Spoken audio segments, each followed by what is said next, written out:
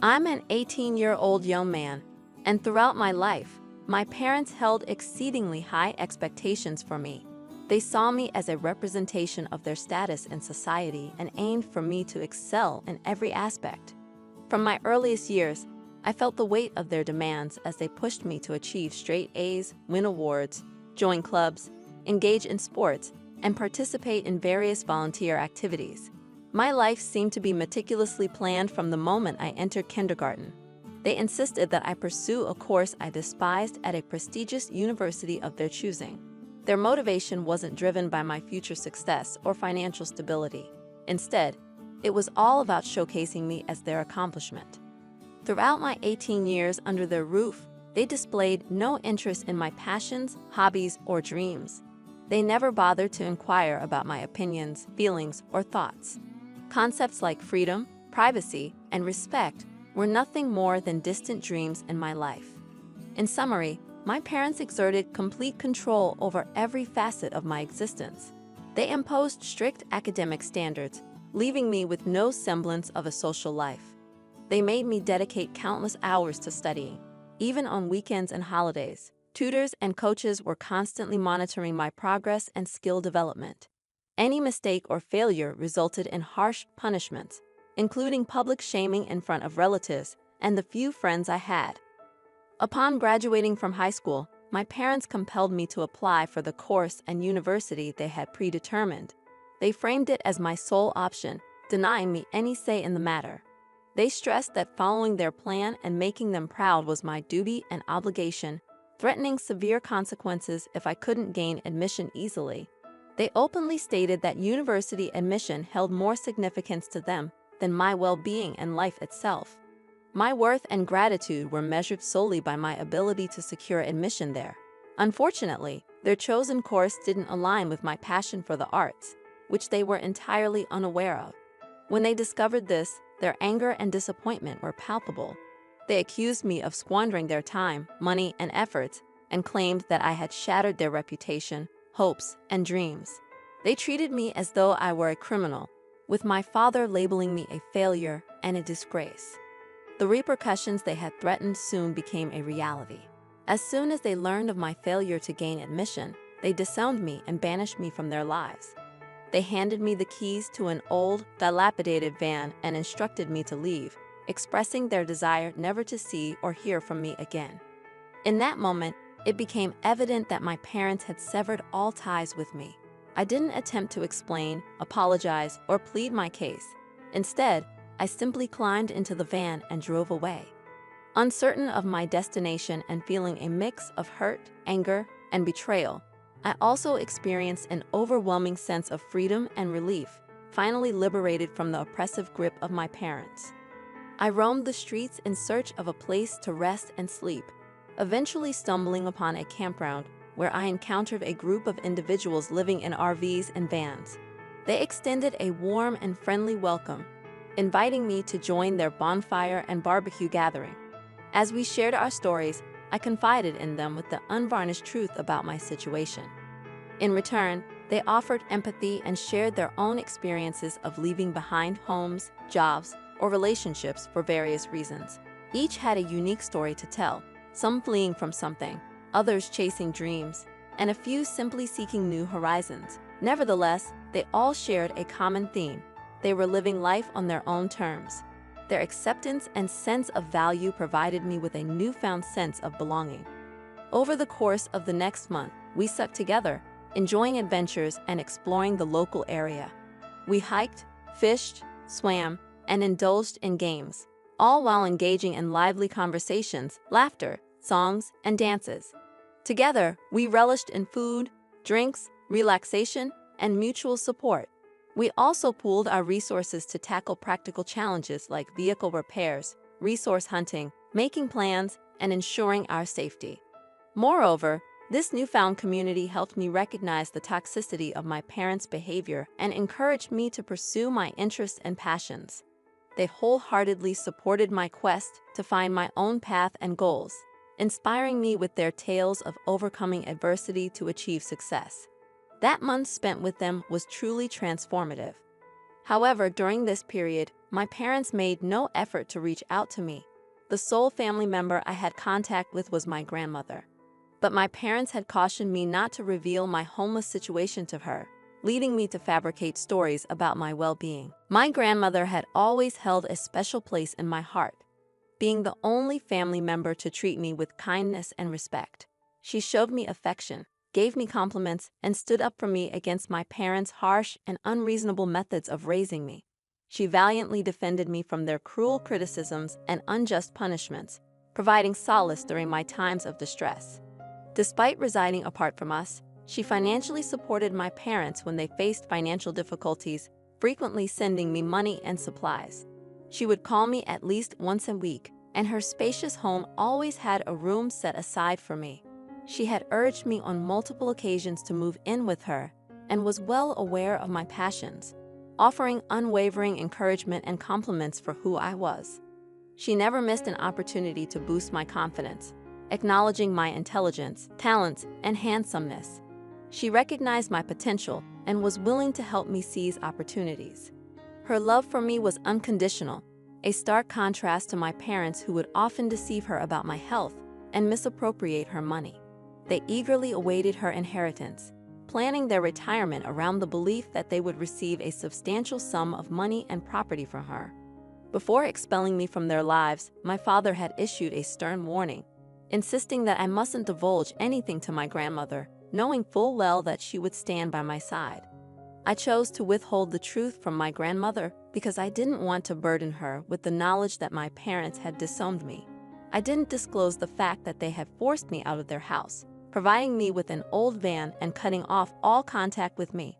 I kept up this deception not only due to my father's threats, but also because I wanted to shield her from worry, knowing that she was elderly and frail. When my grandmother would call, I continued to lie about my well-being out of love for her. However, I realized that I couldn't deceive her indefinitely. After a month of living outside in the van and making new friends, I decided to come clean and share the truth with her. I mustered the courage to call her and confess everything that had transpired. By the end of our conversation, tears were streaming down my face, and my grandmother, too, was weeping. She did her best to console me and expressed her anger toward my parents, labeling them as heartless, selfish, ignorant, foolish, abusive, and neglectful. She immediately invited me to her home and insisted that I stay with her. Upon seeing me, she embraced me tightly, determined to care for and protect me. She even apologized for my parents' actions, but I was hesitant to impose on her by staying in her home. She wouldn't hear of it and wouldn't let me leave. First, she contacted her lawyer and updated her will, naming me as the sole heir to all her property.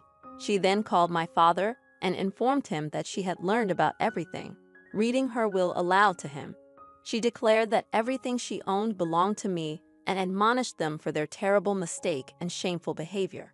She made it clear that she would cut them off from her inheritance, which was a significant blow to my parents, given their financial struggles and their reliance on my grandmother's wealth and property to maintain their lavish lifestyle and social standing. They had always expected to inherit everything from her upon her passing and had taken her generosity for granted. Subsequently, my father reached out to me, followed by my mother. They apologized, expressed regret for their actions, professed their love for me, and claimed to miss me. They wanted me to return home and promised to change. However, I saw through their intentions, recognizing that they were only trying to manipulate the situation to regain access to my grandmother's assets. In response, I laughed at their pleas and hung up the calls. I questioned whether I was being unreasonable for not granting my parents another chance. Despite my desire to continue my journey, my grandmother was opposed to it. She inquired about my academic aspirations and what I wanted to do with my life. My grandmother was well aware of my passion for art, so she suggested that I enroll in a community college in her locality. Despite my parents bombarding my phone with texts of apology, I hadn't made up my mind about forgiving them. My grandmother, however, made it clear that even if I chose to forgive them, she could never do the same for the harm they had caused me. 2 days ago, my mother sent me a photo of my father, claiming he was severely ill but refusing to go to the hospital unless I visited him. Both my grandmother and I sensed deceit in her message, but we decided to investigate. My grandmother, accompanied by her lawyer, planned to drive to my parents' home. If things went awry, she intended to intervene and rescue me. Following our plan, my grandmother visited my parents' home yesterday. Once inside, my mother snatched my phone, and my father locked me in a room. I had instructed my grandmother to wait for my signal, but when she didn't hear from me, she bravely approached the house with her lawyer. Faced with no other choice, my parents had to open the door. My grandmother stepped in, saving me from their clutches. While leaving, my parents attempted to defend themselves, but my grandmother silenced them with her resolve. She intends to take legal action against them. I've decided to cut them out of my life completely. I'm fortunate to have a grandmother like her by my side. Many people dealing with toxic parents have no escape, but I am grateful to have her support. I will take care of her. She's a precious gem. Hey, everyone, I'm contemplating something regarding my cheating fiancé, and I'm seeking your input on whether I'm in the right. Let me share my story with you so you can weigh in. Creating a throwaway account for obvious reasons. I'm a 26-year-old male who decided to propose to my girlfriend of 4 years, a 24-year-old woman. I popped the question 6 months ago, believing that marriage was the natural next step after our healthy 5-year relationship. I was financially stable and confident in my ability to provide for us. However, my perception of our relationship crumbled when I proposed. My girlfriend is incredibly social and active on social media. As I was taking pictures of her with the engagement ring, I noticed notifications from a guy popping up on her phone. Curious, I discreetly checked the messages and discovered that she was cheating on me.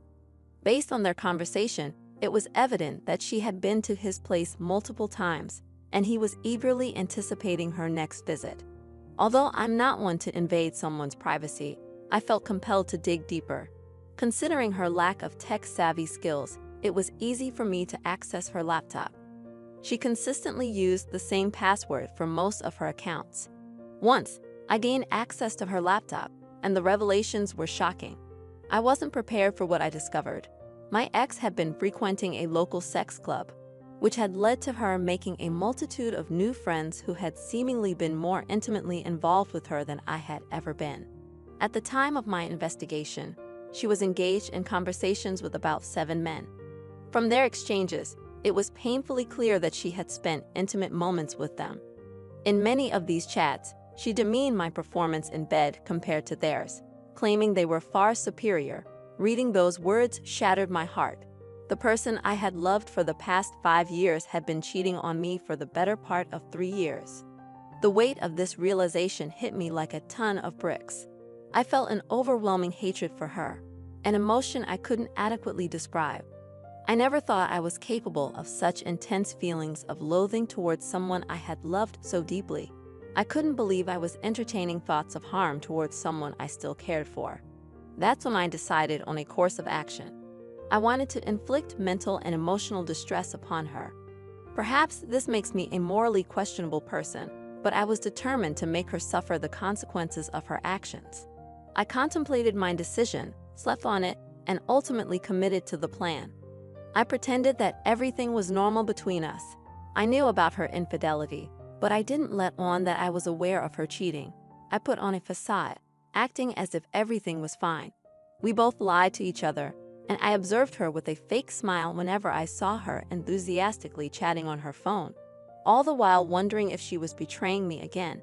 It was torment living with her, but I believed that my revenge would be worthwhile. The plan was straightforward. I had no intention of marrying her. I allowed her to meticulously plan the wedding, knowing full well that it would be a solo affair since I had no intention of showing up. I accompanied her on trips to select wedding details, like flowers and decorations, though I had no intention of paying for anything. I even suggested that I would match her honeymoon expenses with whatever she spent on the wedding. She was delighted, naively unaware that she was racking up a significant bill. Her innocence brought a cynical smile to my face, even in the face of this elaborate revenge plan. I understood that my actions were cruel, but in my mind, I believed she deserved it. I continued to monitor her affairs, and unsurprisingly, she was still engaging in infidelity. Knowing this made it easier for me to witness her financial downfall over a wedding she would be attending alone. With our wedding just 2 days away, I found myself experiencing a touch of stage fright. I couldn't help but question if I would be considered a bad person if I followed through with my plan. After all, she was still cheating on me. Just 30 minutes ago, I confirmed that she was going to meet one of her partners at a bachelorette party. I had discussed my dilemma with my best man, and he believed that my actions were cruel when I could have simply broken up with her. Hello, everyone. I want to express my gratitude for your support and checking in on me. I didn't anticipate that you would appreciate my idea as much as you did. Your support means a lot to me. Now, onto the update you've been waiting for. I decided to go with the suggestion a few of you provided in my direct messages, which was to expose her as the cheater she was. And so, that's precisely what I did. I asked my best man to play a video containing all the screenshots of the chats I had gathered over the months, along with those pictures. I included a brief explanatory message to ensure everyone understood that I would not be showing up for the wedding. I followed through with my revenge plan and told her that I would have an extended bachelor's party and return the night before the wedding. But we both knew I had no intention of returning. I didn't inform my family about this because my parents are close to her, and I didn't want her to find out. Only my best man was privy to my decision not to attend the wedding. As the wedding time approached, my phone was inundated with calls from both my parents and my cheating fiancé. She kept calling repeatedly until the calls abruptly stopped, presumably when the video was played in front of all the guests. Since then, I haven't received any calls from her, and my parents have tried to reach me once or twice, but I haven't answered. I'm reluctant to respond and be forced to explain why I kept my struggles hidden from them. I stayed in touch with my best man, who provided all the details about how the events unfolded. He described the humiliation she felt as the screenshots were displayed, revealing her sexting someone other than me. I had anticipated feeling a sense of satisfaction upon hearing the news, but the emotions I experienced far exceeded my expectations. Hello everyone, the past 2 days have been quite intense. I finally returned home, which used to be the apartment we shared. The first thing that struck me was the absence of her belongings. It turned out she had moved out during these past 2 days. She left numerous voicemails on my phone, pleading for me to reconnect with her. In sum, she sounded angry that I had abruptly exited her life without offering any closure. Yet in the same messages, she would break down, begging for forgiveness for her betrayal. I recognized that her words were driven by her longing for the comfort of our relationship, but I couldn't bring myself to fall for her act again. I had devoted years to her, pouring my heart and soul into our relationship. What had I received in return? Heartbreak. I consider myself fortunate to have discovered her infidelity before marrying her, but it still pains me. I wish I hadn't found myself in this situation. In the following weeks, various events unfolded, and that's why I couldn't respond earlier.